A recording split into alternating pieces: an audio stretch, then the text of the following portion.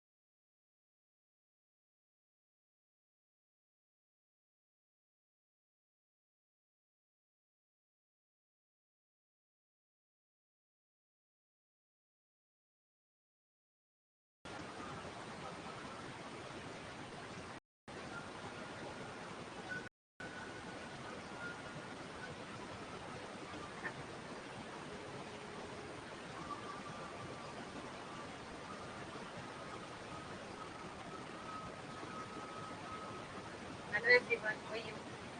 Actually पता नहीं कुछ सिस्टम की तरफ से प्रॉब्लम था, तो मैंने सर से कॉल किया। देन जब तक आज़ान हो गई, I am fine. What about you? All of you? Hope all of you are fine. तो दैट से मैंने सोचा आज़ान हो गई है तो आज़ान के बीच का टाइम है तो बेटर है कि मैं कनेक्ट कर लूँ। और अच्छा हुआ आप लोग मिल गए, मुझे लगा पता नहीं आप लोग सोचोगे लेक्चर नहीं है क्या करके। चलिए रहता, बिकॉज अनाउंसमेंट भी शो नहीं हो रहे हैं, पता नहीं क्या दिक्कत आ रही है। ऐप की तरफ से प्रॉब्लम चल रहा है। ओके, जल्दी से क्लियर हो जाए। Okay, so let me start our today's topic. Okay,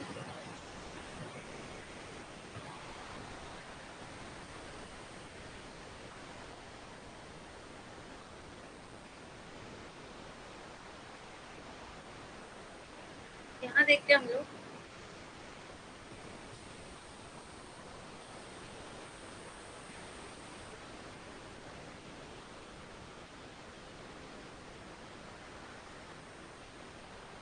the international monetary system. Monetary system क्या होता है? The international monetary system refer to guide of money policies, institution and deal the help global trade and finance. The international monetary system allow the nation to trade goods and services with each other as well as make a financial investment across the border. यानी एक international monetary system हमको बताता है कि हम लोग जो है एक दूसरे के साथ डील कर सकते हैं, ट्रेड कर सकते हैं, जिसकी वजह से हम बॉर्डर के बाहर यानी हमारे कंट्री को छोड़कर दूसरी कंट्री में भी उससे डील कर सकते हैं। ओके,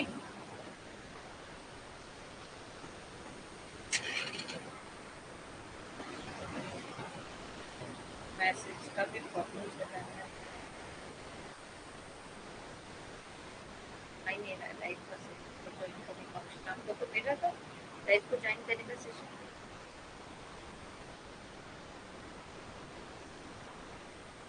चलो देखिए, ठीक है, यहाँ पे the international system allow the nation to trade goods and services other as well as making a financial across the border. At its core, the system has other money and exchange rate that help the trade among the nation. यानी इससे benefit क्या हो रहा था पता है कि हमारी कंट्री में जो मतलब हमारे यहाँ पे करेंसी जो है रुपीस में चलती है, तो उस रुपीस का एक्सचेंज जो हम डॉलर में कर सकते हैं अदर कंट्री से, या डॉलर का जो है हमारी कंट्री में लेकर आ सकते हैं. At its core, the system has other money exchange rate help the trade among the nation. The international monetary system allow the global trade and investment by the giving and guide of the money. Exchange rate क्या हो सकता है? Central bank से हम लोग किस तरह से डील कर सकते हैं?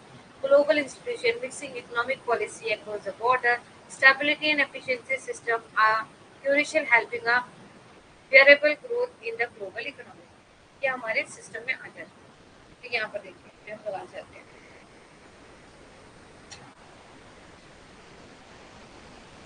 हिंदी के वाले नोट्स. तो अंतरराष्ट्रीय मौद्रिक प्रणाली धन नीतियों संस्थानों और सत्रों की मार्गदर्शा को संदर्भित करती है. मैंने माइक ऑन रखा है ना.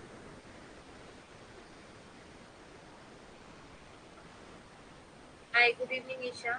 मैंने एक बार वापस से टर्न किया because I don't know that कि क्या हो रहा है. कभी मुझे लगा कि ये ना चला जाए इसलिए. चेक बॉक्स देखिए. अंतरराष्ट्रीय मौद्रिक प्रणाली धन नीतियों संस्थानों और सत्रों की मार्गदर्शा का संदर्भित करती है जो वैश्विक व्यवहार और वृद्धि में मदद करती है. अंतरराष्ट्रीय मौद्रिक प्रणाली राष्ट्रों को एक दूसरे के साथ वस्तुओं और सेवाओं का व्यापार करने के साथ साथ सीमाओं के पार वित्तीय निवेश करने की अनुमति देती है. इसके मूल में प्रणाली में अन्य मुद्रा और विनिमय दर है जो राष्ट्रों के बीच व्यापार में मदद करती है. अंतरराष्ट्रीय मध्य प्रणाली धन विनिमय दरों केंद्रीय बैंकों और सीमाओं के पार आर्थिक नीतियों की मिश्रित करने वाली वैश्विक संस्थाओं का मार्गदर्शन देकर वैश्विक व्यापार और निवेश की अनुमति देता है. वैश्विक अर्थव्यवस्था में सैन्य विकास में मदद के लिए इस प्रणाली की स्थिति और प्रभावित महत्वपूर्ण है. आज लेट क्लास स्टार्ट हुआ ऐप की वजह से प्रॉब्लम चल रहा था. ऐप में कुछ इशू था. तो आ जाओ dear Abhishek. The International Monetary System gives the setup of a global economic activity by easing global trade, investment, and financial cooperation. While the system has added notable economical gain, it also faces a few related to ability to boost the food stability, adjust imbalance, adapt all economic, and impose the timely reforms. On the whole, there seems to be scope of advance to make the system more balanced, agile, and inclusive. While the international monetary system has had huge global economical growth and integration since World War II, it also faces abuses linked to its ability to boost the financial stability, correct imbalance, adjust all economy, and run timely reforms. अब क्या बता रहा है इसमें? International monetary system जो है एक setup देता है ग्लोबल इकोनॉमिक एक्टिविटी को करना, मीन्स ग्लोबल ट्रेड करना. यानी हम एक कंट्री से दूसरी कंट्री में ट्रेड कर सकते हैं, इन्वेस्ट कर सकते हैं, फाइनेंशियली कोऑपरेट कर सकते हैं, इकोनॉमिकल गेन हो सकता है. जितने भी हमको फेसेस होते थे उसके अंदर फूड स्टेबिलिटी को कर कर हम मैनेज एंड कंट्रोल कर सकते हैं. तो देख लीजिए. अंतरराष्ट्रीय मौद्रिक प्रणाली वैश्विक व्यापार, निवेश और वित्तीय सहयोग को आसान बनाकर वैश्विक आर्थिक गतिविधि के लिए सेटअप प्रदान करती है. हालांकि इस प्रणाली में उल्लेखनीय आर्थिक लाभ प्रदान किया है, लेकिन इससे अच्छी स्थिरता को बढ़ावा देना, असंतुलन और समायोजन करना सभी अर्थव्यवस्थाओं के अनुकूल करने हैं और समय पर सुधारों को लागू करने की अपनी क्षमता से संबंधित परेशानियों का भी सम्मान करना पड़ता है. कुल मिलकर प्रणाली को अधिक संतुलित, चुस्त और समावेश बनाने के लिए प्रगति की गुंजाइश प्राप्ति होती है. जबकि अंतरराष्ट्रीय मौद्रिक प्रणाली ने द्वितीय विश्व युद्ध के बाद से विशाल वैश्विक आर्थिक विकास और एकीकरण में मदद की. इस वित्तीय स्थिरता को बढ़ावा देने, असंतुलता को ठीक करने, सभी अर्थव्यवस्था को समायोजित करने में और समय पर सुधार करने की अपनी क्षमता से जुड़े उत्पादों को भी सम्मान करना पड़ता है. यानी हमको हर एक चीज देखनी चाहिए. जिस तरह से अगर हम एक जगह से दूसरी जगह कहीं पे भी डील करते हैं तो हमको हर एक चीज का ध्यान रखना पड़ता है. उसी तरह अगर हम इंटरनेशनल लेवल पे डील कर रहे हैं तो हमारा फाइनेंशियल ग्रोथ होगा, डेवलपमेंट होगा, कहीं ना कहीं उतार चढ़ाव होंगे, अप एंड डाउन को हमें समझना पड़ेगा. एक आर्थिक स्थिति को डेवलप करने की हमें गवर्नमेंट की तरफ से मदद मिलती है, बढ़ावा मिलता है, असंतुलता को कम करना पड़ता है और सम्मानित कर हम अपने देश को दूसरे देश के कंपैरिजन में ग्रोथ एंड डेवलपमेंट में बिजनेस को ग्रोथ करके लेकर आ सकते हैं। Now exchange rate risk, foreign exchange का देखो थोड़ा सा अनअवॉइडेबल है। अगर हम किसी भी कंट्री में डील कर रहे हैं, नेगोशिएट कर रहे हैं, तो टेक्नोलॉजीज का यूज करना है। हम लोगों को थोड़े बहुत रिस्क तो उठाने पड़ेंगे ओवरसीज में। Exchange rate risk can be with the currency forward future, यानी उसकी करेंसी रेट। हाँ बेटा, हिंदी में थोड़ा सा इशू है, बट हिंदी का मैं एक्सप्लेनेशन करें उस बात को कॉन्सेंट्रेट कर लूँ तो it will be easiest to you. Okay, simple और स्वीट सरल भाषा में कि हमको ग्लोबलाइजेशन करना है। ग्लोबलाइजेशन को हमें इंटरनेशनल मॉनेटरी फंड का नाम दे दिया। ग्लोबलाइजेशन करना कैसा है, एक कंट्री से दूसरी कंट्री में डील करना। अब एक कंट्री से दूसरी कंट्री में डील करना है तो उससे क्या होगा, आपका बिजनेस ग्रोथ होगा, आपकी स्किल बढ़ेगी, आपका नॉलेज बढ़ेगा, साथ ही साथ में आपके कंट्री का इकोनॉमिकल ग्रोथ हो जाएगा।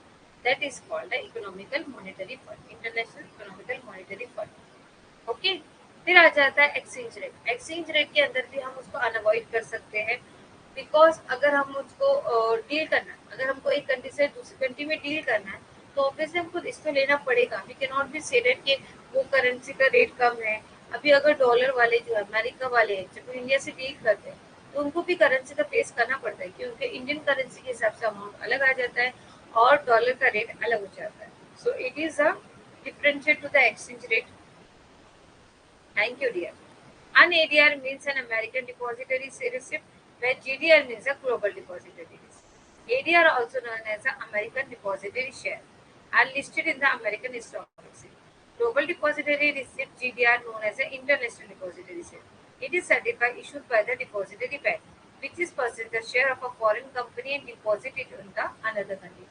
देखो एडीआर जब हम अमेरिकन कंपनी से डील करेंगे तो उसके लिए हमें एडीआर फॉलो करना पड़ता है, मतलब अमेरिकन डिपॉजिटरी रिस्क। जब हम किसी कंपनी में डील करें अमेरिकन कंपनी में तो उससे हम कहेंगे एडीआर। अगर अमेरिका को छोड़ के किसी और कंट्री में डील करते हैं तो उससे हम कहते हैं जीडीआर, यानी ग्लोबल डिपॉजिटरी रिस्क। तो एडीआर का मतलब है अमेरिकन डिपॉजिटरी रसीद है, जबकि जीडीआर का मतलब है ग्लोबल डिपॉजिटरी रसीद। एडीआर जिसे अमेरिकी डिपॉजिटरी शेयर या एडीएस के रूप में भी जाना जाता है, एक अमेरिकी स्टॉक एक्सचेंज में सूचीबद्ध है। ग्लोबल डिपॉजिटरी रसीद जीडीआर जिसे अंतरराष्ट्रीय डिपॉजिटरी रसीद आईडीआर के रूप में भी जाना जाता है, एक डिपॉजिटरी बैंक द्वारा जारी किया गया एक प्रमाण पत्र है जो शेयर खरीदता है, विदेशी कंपनियां से खाते में जमा करते हैं। Is this clear? तो ये था हमारा बिजनेस फाइनेंस जिसके हमने अंदर डील की। बिजनेस फाइनेंस के अंदर हमने कैपिटल का स्ट्रक्चर देखा कि कैपिटल के फॉर्म क्या है, हम किस तरह से कैपिटल करेक्ट कर सकते हैं, इक्विटी क्या है, प्रेफरेंस क्या है और उनसे हम डील किस तरह से कर सकते हैं। उसके बाद सिर्फ और सिर्फ हमको Indian monetary international monetary fund देखना था। It is also called the globalisation. But अगर मैं आपको पहले बता दी कि एक सिंपल सा छोटा सा कंसेप्ट है तो आप बोलते कि मैडम कैसे चल रहा है, तो इसीलिए मैंने आपके सामने नोट के थ्रू पे रख दिया। उसके बाद एडीआर और जीडीआर का difference, we are not going to be deal with that. सिर्फ एडीआर और जीडीआर का मतलब आपको पता होना चाहिए। Okay, is this clear everyone? तो ये था आज आपका लेक्चर जो सिंपल और सरल भाषा में था, स्वीट सा था और सिंपल सा था। पिक्चर अभी बाकी है मेरे दोस्तों, यानी कि मैंने बोल दिया टाटा बाय बाय। फाइनेंशियल, देखिए ये हो गया आपका, ये आपकी डील हो गई है। तो you should have to be understand then के what we are going to be do. तो चलिए अब आगे मुझे आपको कुछ इसमें से बताना था। अभी आप लोगों की रजामंदी चाहिए कि मुझे आगे आपको कैसे लेके जाना है। देखिए एक चीज मुझे आपको बतानी है, देखो बिजनेस इन्वायरमेंटल कर लिया हमने, अकाउंटिंग एंड ऑडिटिंग कर लिया, बिजनेस इकोनॉमिक कर लिया, बिजनेस फाइनेंस कर लिया। ये जो यूनिट है ना, ये मैं आपको बताना चाहती हूँ कि हम लास्ट में करेंगे, बिकॉज इससे रिलेटेड यस पीडीएफ भेज देती हूँ, बाकी के तो भेज दिए थे। अब देखो बिजनेस मैनेजमेंट हमने कर लिया, बैंकिंग एंड फाइनेंशियल है, मार्केटिंग एंड लीगल है।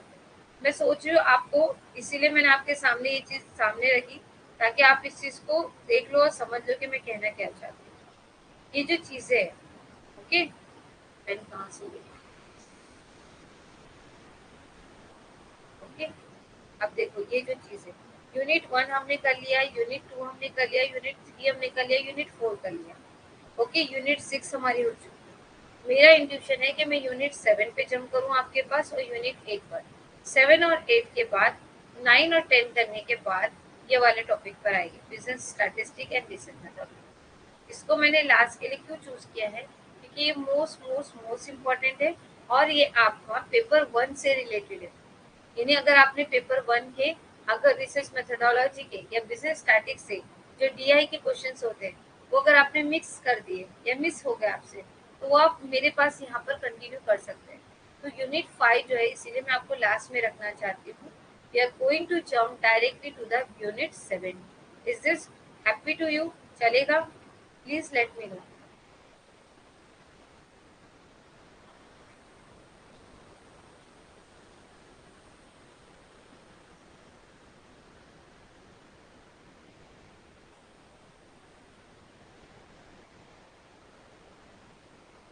Yes, thank you so much. तो देखो मेरे सामने ये देखो, ये सारी चीजें, ये जो चीजें ना, हाइपोथेसिस, चीट या टेस्ट, ये सारी चीजें आपको नॉलेजेबल और बहुत अच्छी देनी है, इसीलिए मैंने उसको स्टॉप करा के रखा है। बिजनेस मैनेजमेंट हमारा हो गया है, यूनिट 6। अब बैंकिंग एंड फाइनेंस, क्योंकि अभी अभी रिसेंटली बैंक से रिलेटेड हमने देखा है, तो ये बैंकिंग एंड फाइनेंशियल इंस्टीट्यूट आपके लिए बहुत अच्छा यूनिट जाएगा। इसके अंदर हम लोगों को 1 2 3 4 5 6 7 8 9 10 10 सब पार्ट है, जिसके ऊपर हमको ज्यादा से ज्यादा देखो मनी मार्केट ये हमने देखा है, फिर उसके बाद बैंकिंग सेक्टर ऑफ इंडिया में कैसे चलता है वो हमको देखना है, फाइनेंशियल रेगुलेशन एक्ट क्या है इंडिया में वो देखना है, ये सारी चीजें, डिजिटलाइजेशन का कैसा सिस्टम है ये हमको देखना है। तो कल हम हमारा यूनिट 7 स्टार्ट करेंगे, बिकॉज ऐसा ना हो कि आप लोगों को गलत लगे, दैट्स व्हाई मैंने आपको बताना जरूरी समझा कि अब ये लिंक है यूनिट 7 और unit 8। So that's why we are directly jump to the unit 7, unit 8, unit 9, unit 10, then unit 5. Sorry, unit 5. Okay? Is this clear? आज के लिए बस इतना ही। इंशाल्लाह कल मिलेंगे और डेफिनेटली मिलेंगे और हमारे आगे के कंसेप्ट को करेंगे। Is this clear?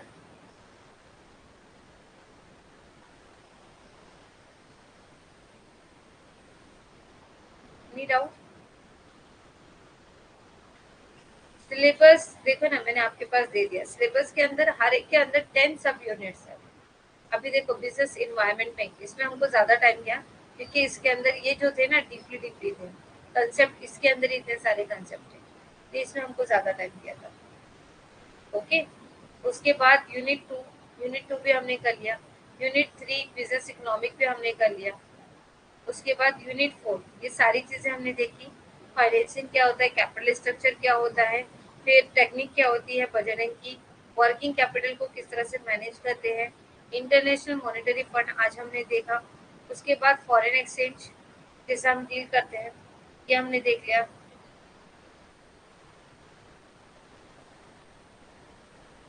Okay, short repeat कर देते हैं। देखो इंडियन मॉनेटरी सिस्टम क्या होता है, मेगा पता है। Indian monetary system is like a globalisation. हम अपनी कंट्री से दूसरी कंट्री में डील करेंगे, तो उससे क्या होगा, हमारा बिजनेस डेवलप होगा, हमारी इनकम ग्रोथ होगी, हमारा लेवल ऑफ वे इंक्रीज हो जाएगा। सिर्फ हमारी तक बात रहेगी क्या? नहीं। जब हमारा बिजनेस जो है एक कंट्री से दूसरी कंट्री में डील करेगा, तो हमारी कंट्री का भी इकोनॉमिकल ग्रोथ और डेवलपमेंट होगा। It is called a international monetary fund. अब उसके अंदर हो जाता है जीडीआर और एडीआर। एडीआर का मतलब हो रहा है अमेरिकन डिपॉजिटरी रिसिप्ट। अगर हम अमेरिका की किसी कंपनी से डील करते हैं, उनकी किसी कंपनी में इन्वेस्ट करते हैं, तो उसे हम एडीआर के नाम से जानेंगे।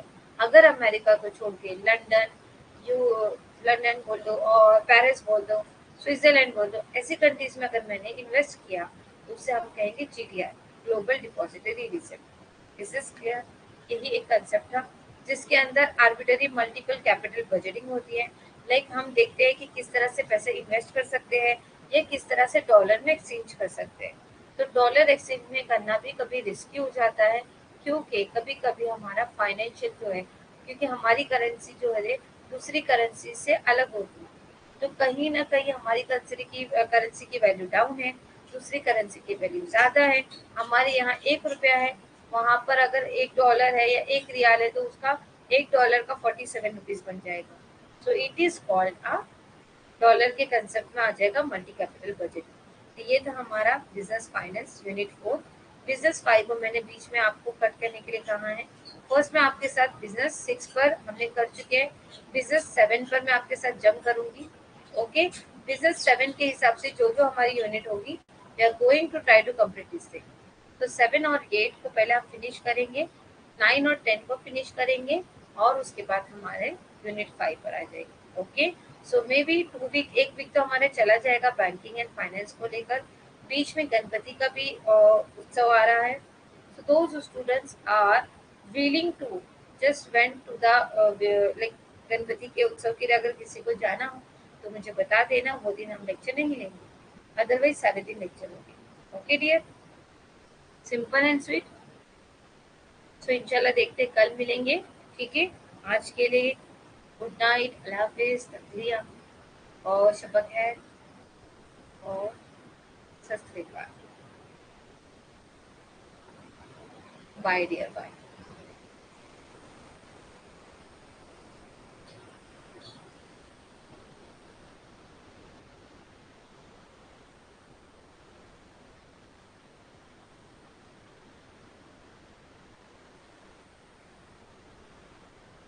Bye, take care everyone.